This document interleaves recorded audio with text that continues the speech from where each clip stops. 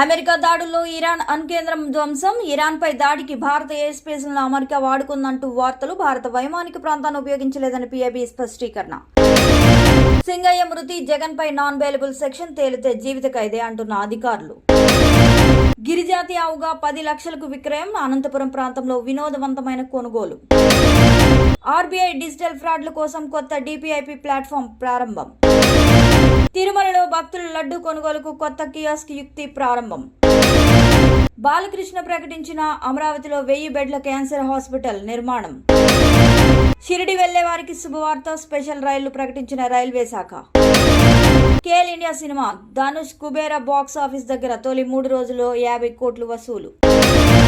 ఆంధ్రప్రదేశ్ విజయనగరం భోగాపురం అంతర్జాతీయ విమానాశ్రయం trial run విజయవంతం. ఇరాన్పై దాడుల ఎఫెక్ట్, బగ్గుమన్న చమురు ధరలు, కుప్పకూలిన మార్కెట్లు. నిరుద్యోగులకు శుభవార్త, రైల్వేలో భారీగా ఉద్యోగాలకు ఆర్ఆర్బీ నోటిఫికేషన్. బంగారం ధర 1 గ్రాముకు 10,075 వద్ద స్థిరంగా, కొనుగోలు సమయం సూచన.